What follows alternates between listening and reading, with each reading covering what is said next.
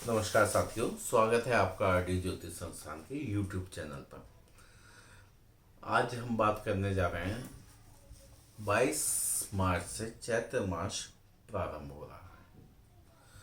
और आपको जैसा कि पता ही है, चैत्र मास में नवरात्र का प्रारंभ होता है। जो चैत्र मास प्रारंभ होते हैं तो उसी में प्रतिपदा से नवरात्र का भी प्रारंभ होता है। ठीक है, तो आज हम आपको नवरात्र में कलश स्थापना कैसे करनी है इसके बारे में ये वीडियो लेके आए हैं। तो वीडियो थोड़ा सा बड़ा होगा क्योंकि क्या क्या सामग्री चाहिए, नवरात्र कब प्रारंभ होगा, क्या शुभ मुहूर्त हैं, इसके बारे में भी हम आपको बताएंगे।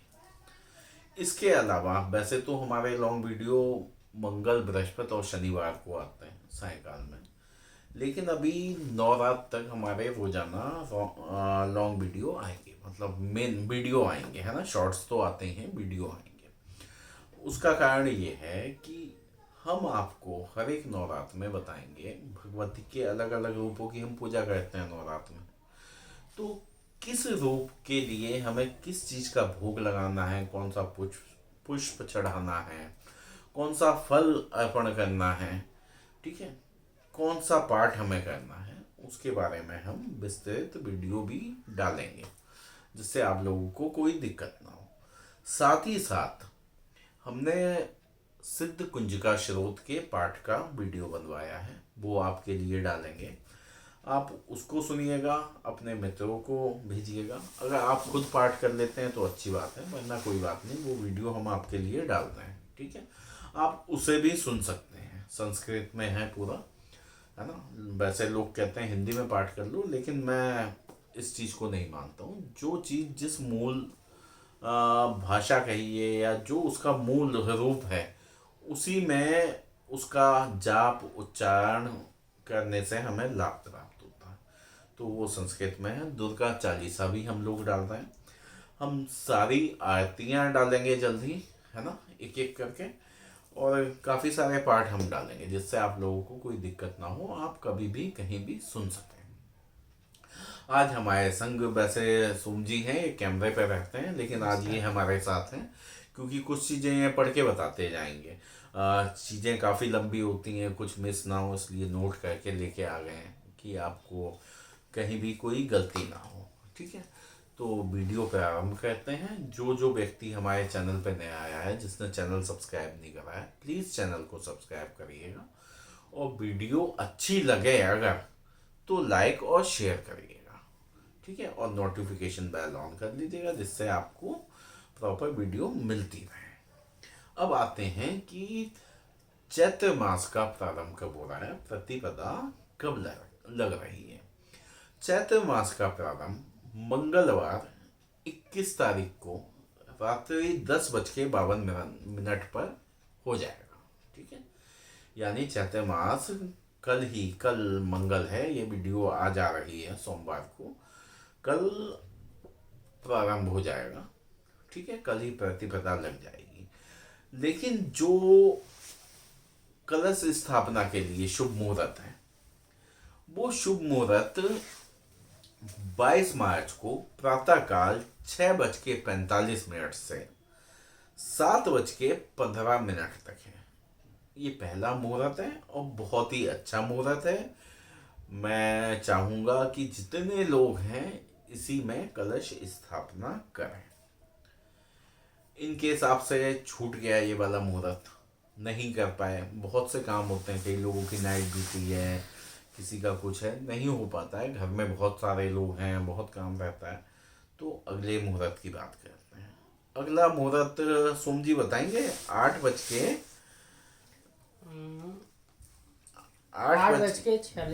10:42 10:42 तक रहेगा। ठीक है, 8:46 से 10:42 तक रहेगा। ये मुहूर्त भी शुभ है। ठीक है, इसमें भी कोई दिक्कत नहीं है, ये मुहूर्त भी आप पूजा कर सकते हैं, कलश स्थापना कर सकते हैं। अच्छा, उसके बाद भी अगर रह जाए, कई लोग होंगे कि दोनों मुहूर्त रह गए और उसके बाद भी, तो चिंता मत करिए, माँ का नाम लीजिए, भगवती माँ का, और जो समय आपके पास है प्रयास करिए कि दोपहर के मतलब दिन के 11:30 से पहले आप कलश स्थापना कर दीजिए। सब शुभ होगा। किसी तरह का मन में वहम मत रखिएगा, लेकिन अगर जल्दी करते हैं तो काफ़ी अच्छा रहेगा। ठीक है। अच्छा, सोम जी मुझे दिखा रहे हैं कि मैंने कुछ लिखा है, कई चीज़ें लिखी हैं, वो भी मैं आपको बता दूं यहाँ पर कि 12 से 1:10 के बीच आपको स्थापना नहीं करनी है कलश की। ठीक है। दूसरा, जो इस बार माँ भगवती का आगमन है, आप लोगों को पता ही होगा, वो नौका पे है, नाव पे है। माँ भगवती का आगमन नौका पे होगा, जिसके और जो प्रस्थान होगा रामनवमी वाले दिन, वो हाथी पे होगा। ठीक है। तो वैसे तो इसकी विस्तृत वीडियो आप लोगों के लिए बना देंगे कि किस पे आगमन और प्रस्थान से क्या क्या होता है, लेकिन आप इतना जान दीजिए कि हाथी पे अगर प्रस्थान है तो इस वर्ष वर्षा बहुत ज़्यादा होगी, खूब बारिश होगी। ठीक है। आप ये मान लीजिए, आप इस चीज़ को नोट करिएगा, देखिएगा जो हम कह रहे हैं ऐसा होता है या नहीं आता है। हमने लिखा गया है हमारे ग्रंथों में, है ना। आप देखिए, अभी आजमा के देखिएगा इस बार बारिश कैसे होती है, आप इसके बारे में देखिएगा। अब सीधे आते हैं कलश स्थापना के ऊपर, है ना। कलश स्थापना के लिए आपको एक लकड़ी की चौकी चाहिए। ठीक है। लकड़ी का मंदिर है, आप मंदिर के आगे स्थापना कर लीजिए, वरना लकड़ी की चौकी पे माँ भगवती की प्रतिमा हो गई, चित्र हो गया, कुछ भी स्थापित कर लीजिए लाल कपड़ा बिछा के। अब सोम जी आपको एक एक चीज बताते जाएंगे और मैं उसे एक्सप्लेन करता जाऊंगा। नंबर 2, सोम जी बताइए क्या चाहिए। नंबर 1 में कलश हो गया आपका। नंबर 2 कलश। में कलश। ठीक है। थोड़ा सा मैं ब्रीफ करता जाऊँ ना। यस, कलश। कलश मैं आपको बताता हूँ, आपके घर में तांबे का कलश हो, पीतल का कलश हो, सोने चांदी का कलश हो, आप इस्तेमाल कर सकते हैं। या फिर अगर नहीं है तो आप मिट्टी का एक कलश ले लीजिए, उसका इस्तेमाल करिए, उसका प्रयोग करिए। ठीक है। नंबर 2 चांदी का कर सकते हैं, लेकिन ऐसा नहीं है चांदी सफ़ेद है तो आप स्टील का भी करें। स्टील का निषेध है प्रयोग, स्टील का कृपया करके कलश ना बनाएं। ठीक है। नंबर 2 पे। नंबर 2 आम पत्ता। ठीक है। आम पत्ता खंडित ना हो, कहीं से कीड़ा ना लगा हो, साफ सुथरा होना चाहिए, कोमल पत्ते लीजिए, अच्छा रहेगा। नंबर 3 7 प्रकार के अनाज। ठीक है। 7 प्रकार के अनाज आप जानते ही हैं, गेहूं, चावल, दाल वगैरह आप निकाल सकते हैं, कोई दिक्कत नहीं है। नंबर 4 है मिट्टी का बर्तन। मिट्टी का बर्तन की कहानी यह है, मिट्टी का बर्तन केवल वो लोग लेके आएंगे जिनको खेती करनी है। खेती का मतलब ये नहीं है कि आपके खेत हैं वहाँ खेती कर रहे हैं। नवरात्र में हम जौ की खेती करते हैं। ठीक है। तो एक बर्तन होता है मिट्टी का, उसमें मिट्टी या रेत भरते हैं और जौ के बीज लगाते हैं, बीच में कलश रखा जाता है। ठीक है। तो वो वाली खेती जिसे करनी है उसके लिए मिट्टी का बर्तन है। वैसे तो कोई भी कर सकता है, कोई अभी तक नहीं कर रहा था, वो भी कर सकता है, लेकिन मैं तो यही कहता हूँ जो आपकी पीढ़ी दर पीढ़ी पूजा आ रही है आप उतना करिए, किसी चीज़ को बढ़ाइए या कम मत करिए। ठीक है। तो वो आपके ऊपर है। आगे बताइए। नंबर 5 है मिट्टी। हाँ, मिट्टी कौन सी होनी चाहिए। नदी किनारे मिलने वाली बालू होती है ना, जो रेत होती है, मकान बनाने में भी सीमेंट के संग मिला के यूज करी जाती है। एक तो मोरंग होती है दाने वाली, एक बिल्कुल पतली होती है रेत, है ना। वो वाला रेत आप इस्तेमाल कर सकते हैं, उसमें भी खेती हो जाती है। या किसी साफ सुथरे खेत से, साफ सुथरे बाग से आप मिट्टी खोद के ला सकते हैं, साफ करके उसका भी इस्तेमाल कर सकते हैं। चाहें तो उसमें गाय की थोड़ी सी गोबर मिला लीजिए, बहुत अच्छा हो जाता है। वरना आजकल पैकेट की मिट्टियाँ भी मिलनी प्रारंभ हो गई हैं। 40-50 रुपए का पैकेट आता है और बहुत ही अच्छी सही मिट्टी होती है, आप वो भी इस्तेमाल कर सकते हैं। नंबर 6 है गंगा जल। गंगा जल तो आपको पता ही है, गंगा जल मिल ही जाएगा सबके घर। नंबर 7 है आम या अशोक के पत्ते। अगर आपको घर के पास आम के पत्ते अवेलेबल हों तो आम के पत्ते अरेंज करिए, नहीं है तो आप अशोक के पत्ते भी ले सकते हैं। ठीक है। नंबर 8 है 5 सुपारी। 5 सुपारी आपको लेनी है। ठीक है। 5 सुपारी क्यों लेनी है इसको मैं अभी यहीं एक्सप्लेन कर देता हूँ। एक सुपारी माँ दुर्गा के नाम की, एक सुपारी माँ लक्ष्मी के नाम की, एक सुपारी माँ काली के नाम की, एक सुपारी माँ सरस्वती के नाम की, और एक सुपारी आपकी कुलदेवी के नाम की।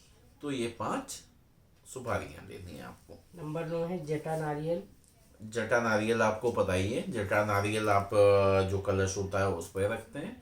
और जटा नारियल के लिए क्या है, अगर आपको प्रसाद बांटना है उस नारियल का तो आप जटा वाला नारियल ले लीजिए। अगर आपको घर में रखना है, ठीक है, कि घर में वो आपके हमेशा रहे, गले में, मंदिर में या कहीं भी शुभ स्थान पे, कई लोग अपने दरवाजे पे टांग देते हैं, तो आप सूखे नारियल का प्रयोग करिए। नंबर 10 है लाल कपड़ा। लाल कपड़ा बाजार से मिल जाता है, क्योंकि आसन बिछाने के लिए चाहिए, लाल कपड़ा हमें चाहिए। नंबर 11 है मौली। मौली कलावा। ठीक है, कलावे का अपना महत्व है, इस पे एक पूर्ण वीडियो बना देंगे हम। नंबर 12 है इलायची। इलायची चाहिए। ठीक है। नंबर 13 है लौंग। लौंग हमें चाहिए होगी, लौंग तो वैसे भी चाहिए क्योंकि जो हम आहुति देते हैं वहाँ भी लौंग की आवश्यकता होती है। नंबर 14 है कपूर। कपूर हमें चाहिए, भीमसेनी कपूर चाहिए, भीमसेनी ही कपूर लेके आइएगा। नॉर्मल वाला कपूर मत लीजिएगा, 2 रुपये 3 रुपये पाउच वाला या 20 रुपये 30 रुपये वाला। भीमसेनी कपूर लगभग आपको 200-250 रुपये का ही 100 ग्राम मिलेगा। महंगा होता है लेकिन शुद्ध होता है कपूर। नंबर 15 है रोली। रोली चाहिए, कुमकुम है ना, तिलक के लिए, माँ के तिलक के लिए। नंबर 16 अक्षत। अक्षत। अक्षत आपको पता है, चावल जो टूटे ना हो, अक्षत वो है ना, जो साबित चावल हो, साबित चावल चाहिए आपको। नंबर 17 इत्र। इत्र चाहिए खुशबू के लिए, कोई सा भी ले सकते हैं, गुलाब का, बेला का, चंदन का। ठीक है। अष्टगंध का, जो आप लेना चाहें इत्र जरूर लेके आइएगा। नंबर 17 फल। फल। फल में क्या है, अच्छा ये रहेगा कि 5 फल आप लेके आए। ठीक है, भले ही थोड़े थोड़े लेके आए, जिसमें से केला आपको लेना ही लेना है, मुख्य फल है। ठीक है, बाकी आप 4 फल कोई और ले सकते हैं, लेकिन ध्यान रखें पपीता, तरबूज या खरबूज जैसा फल नहीं रखा जाएगा। अंगूर ले लीजिए, संतरा ले लीजिए, सेब ले लीजिए। ठीक है, इस तरीके से आप 5 फल ले लीजिए, भले ही एक एक पीस लेके आए, 5 फल ले लीजिएगा। नंबर 9 है आपका पान। पान चाहिए, साबित पान चाहिए आपको, तो पान आप ले लीजिएगा। ठीक है। नंबर मत बताओ, ऐसे ही बता दो आप। मिष्ठान। मिष्ठान चाहिए है ना, अगर संभव हो तो 5 प्रकार का मिष्ठान आप ले लीजिए, भले ही 100 ग्राम लीजिए। और अगर आप चाहते हैं कोई एक ही लेना है तो आप कोई भी एक मिष्ठान ले सकते हैं, है ना, मिष्ठान। लेकिन आप ध्यान रखिए, जो मिष्ठान आप लेंगे वो व्रत में खाने योग्य होने चाहिए। ऐसा ना हो वो अन्न से बने हों, कोई अन्न है ना, जैसे बेसन के लड्डू हो गए, तो वो आप नहीं इस्तेमाल कर सकते हैं। खोए, मावे, दूध से बनी हुई मिठाइयों का ही आपको प्रयोग करना है। गौमूत्र। गौमूत्र की शीशी आपको बाजार से मिल जाएगी 50-100 रुपए की। 1 या 2 का सिक्का फिर या चांदी का। एक आपको कुछ सिक्के लेने हैं, है ना, कुछ क्या लेने हैं, कायदे में तो देखिए एक सिक्का आपको संकल्प के लिए चाहिए होता है, एक सिक्का जो आप नारियल रखते हैं उसमें उसके संग बांध के रखते हैं, जो कलश आपको रखना है उसमें एक सिक्का आप रखते हैं, एक सिक्का माँ के आगे रखा जाता है। ठीक है, तो कुछ सिक्के रख लीजिए, हो सके तो एक चांदी का, बाकी सारे एक एक के सिक्के रख लीजिए, या आप पे चांदी के अवेलेबल हैं तो सब चांदी के रख लीजिए, आप ही के पास रहने हैं, कहीं जाने नहीं है, बेफिक्र रहिए। ठीक। फूल। फूल ले आइए, गुलाब के फूल लाइए, बहुत अच्छा है, कमल के फूल लाइए, अच्छा है, लेकिन साथ ही साथ गेंदे के भी फूल लाइए, क्योंकि हमें कलश स्थापना करनी है और कलश भगवान गणेश के स्वरूप है। कलश जो हम रखते हैं भगवान गणेश के स्वरूप के समान रखते हैं, है ना। गणेश भगवान की पूजा ही होती है सर्वप्रथम, वही कलश की पूजा होती है। तो गेंदे के भी फूल आप रख लीजिए। जौ। जौ खेती करने के लिए आपको आवश्यकता पड़ेगी, ठीक है। जो खेती करी जाएगी उसमें जौ की आवश्यकता होगी। दुर्वा घास। दुर्वा घास आप ले लीजिएगा, उसे साफ से धो लीजिएगा। जो आप कलश स्थापना करेंगे कलश में दुर्वा घास भी डाली जाएगी, ठीक है। हो गई सब सामग्री? हाँ जी। ठीक है, इतनी सामग्री नहीं, आप बैठे रहिए। अब बताते हैं कैसे क्या करना है। मुहूर्त मैंने आपको बता दिया, मैं टाइम बाय बाय रिपीट नहीं करूँगा, है ना। आप लोगों ने शुरू में देख लिया होगा। सबसे पहले प्रातःकाल सुबह जल्दी उठ के घर के आगे मुख्य दरवाजे पे पानी डाल दें, ठीक है। दोनों तरफ पानी डाल दीजिएगा जल्दी उठ के। प्रयास करिएगा एक काम 4-4:30 बजे तक आप कर दें, ठीक है। उसके बाद घर में झाड़ू पोंछा करिए। रसोई घर में सब जगह सब कुछ, आपकी गैस भी साफ होनी चाहिए धुली हुई। आपके सिलेंडर भी बाहर से आते हैं मिट्टी लगा होता है, वो नहीं होना चाहिए, वो भी साफ सुथरा होना चाहिए, ठीक है। एक एक चीज साफ होनी चाहिए, घर का हर एक कोना साफ होना चाहिए, ठीक है। आप जो पोंछा लगाएंगे, पोंछा लगाते समय उसमें कुछ बूंदें गौमूत्र की डाल दीजिए और उसके साथ पोंछा अपने पूरे पूरे घर में लगाइए, ठीक है। गौमूत्र का छिड़काव भी कर दीजिए चारों तरफ। उसके बाद गंगा जल से भी घर में छिड़काव कर दीजिए। अब आपको जो पूजा का समय है, एक दिन पहले यानी कल ही आप ये सामग्री इकट्ठी कर लीजिएगा। आप अपना पूजा घर जो बनाया है वो पूरब दिशा में स्थापित करें या उत्तर पूरब दिशा में ही स्थापित करें, ठीक है। कई बार ऐसा होता है कि उस जगह स्पेस नहीं होता, थोड़ा सा स्पेस बना लें, उधर ही करें, उसी दिशा में पूजा का फल सही से मिल पाता है, ठीक है।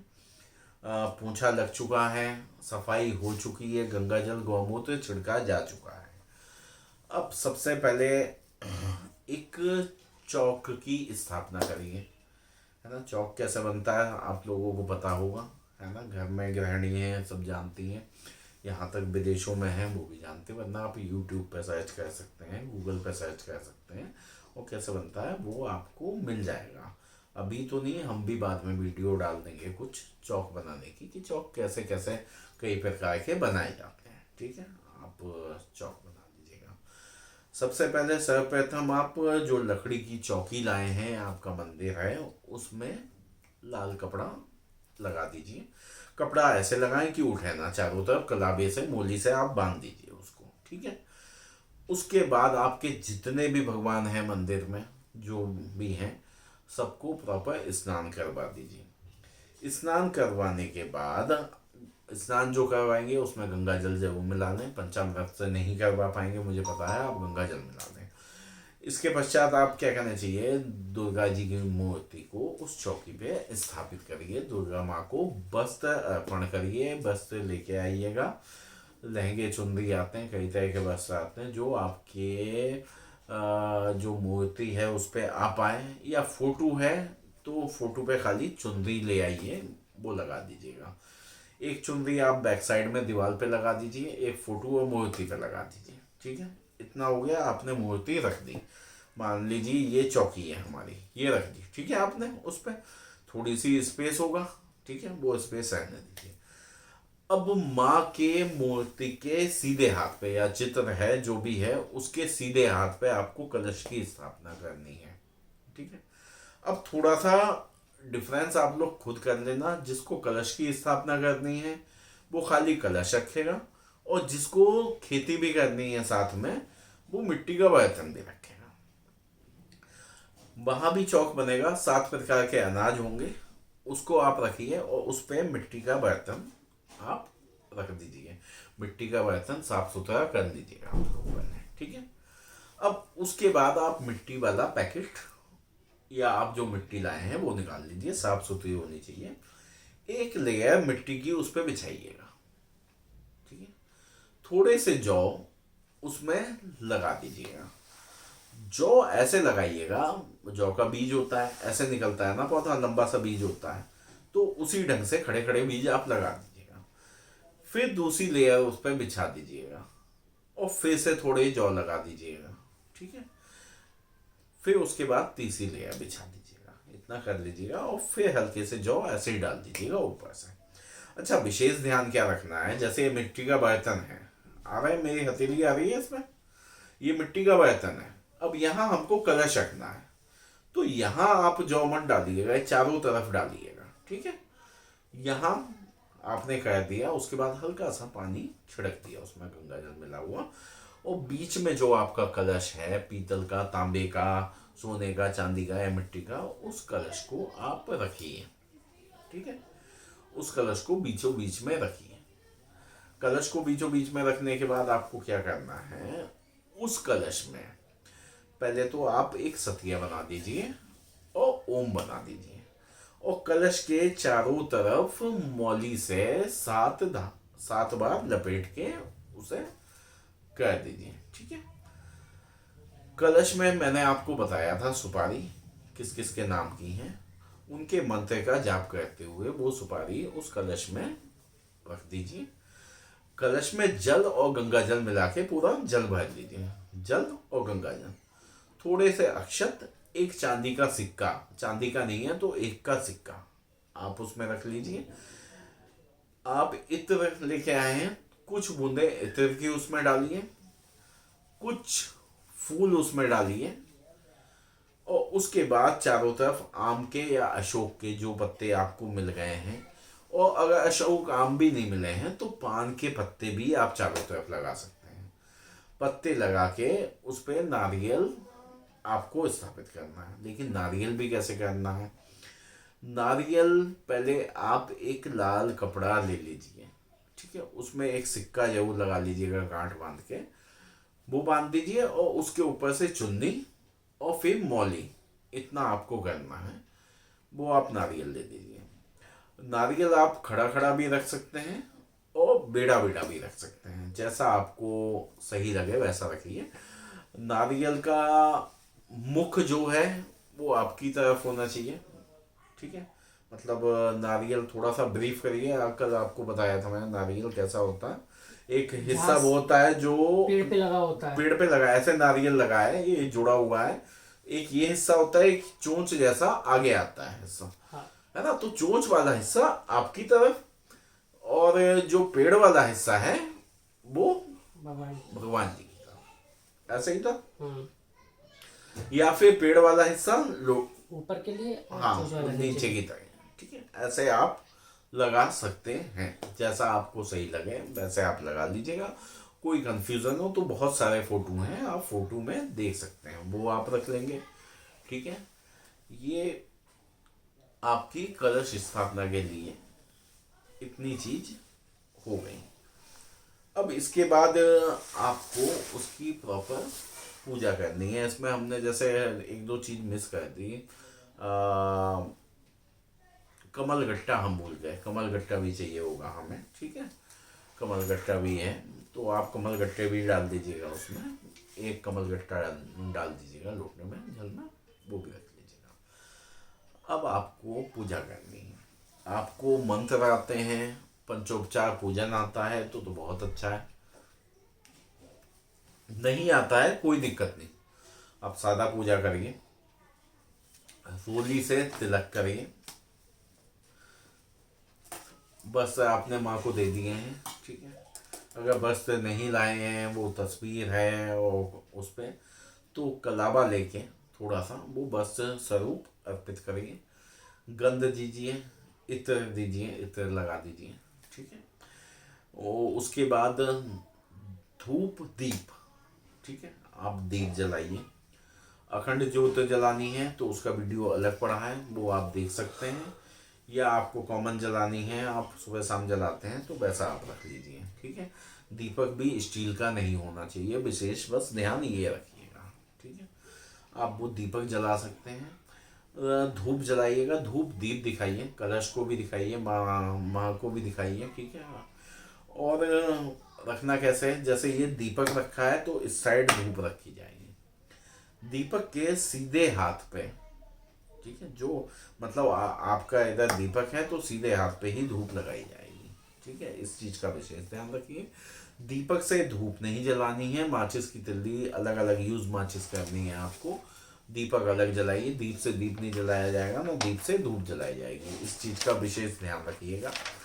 जो आप फल लाए हैं 5 प्रकार के, उसको माँ को और कलश पे दोनों जगह अर्पित करें। ठीक है, मिष्ठान अर्पित करें। पान में 2 लौंग, इलायची लगा के माँ को भी अर्पित करें और कलश में भी अर्पित करें। नारियल हटा के कलश में डाल दें। ठीक है, इतना कर दिया आपने। इसके बाद 1 मिनट मैं बताता हूँ। दूध, हाँ एक चीज आएगी, कलश में दूधवा घास भी हमें डाल देनी है ना। दूधवा घास भी आप डाल दीजिएगा कलश में। इतना हो गया। उसके बाद आप पूजा, जो आप दुर्गा चालीसा गाते हैं, दुर्गा सप्तशती गाते हैं, है ना, उसकी बुक आप अपनी तैयार रखिए, या यूट्यूब वीडियो या कहीं से जो भी आपके पास रिकॉर्ड है वो आप तैयार रखिए। एक हवन कुंड चाहिए होगा छोटा सा, जिसमें हमें अग्यारी करनी पड़ती है। अगर गाय का कंडा मिल जाए तो सर्वोत्तम है, ना मिले तो भैंस के भी गोबर से बना हुआ उपला चल सकता है। अगर वो भी ना मिले तो सबसे आसान है आम की संविदा, यानी आम की लकड़ी। आप उसका प्रयोग अग्यारी के लिए कर सकते हैं। ठीक है, हवन कुंड लीजिए, उसमें आप इन तीनों में से कोई भी एक चीज रखिए। थोड़ा सा कपूर उस पर चूरा करके ऐसे बुरक दीजिए। ठीक है, उसके पश्चात शुद्ध देशी घी लेके उस पर डालिए आप। ठीक है, फिर एक कपूर लेके उसमें रख के अग्नि प्रज्वलित करिए, अग्निदेव का आह्वान करिए। ठीक है, अग्नि प्रज्वलित करिए। उसके पश्चात 1 चम्मच में देशी घी, कुछ मिष्ठान, क्योंकि आपको गहरी रोज ही करनी है तो मिश्री सबसे अच्छा है, आप मिश्री ले सकते हैं। मिश्री के संग 2 लौंग रख के आप आहुति दे सकते हैं, किसी भी मंत्र के संग सुहा लगा के माँ दुर्गा के। ठीक है, आप बो दीजिए और जल चारों तरफ हवन कुंड के छिड़क दीजिए।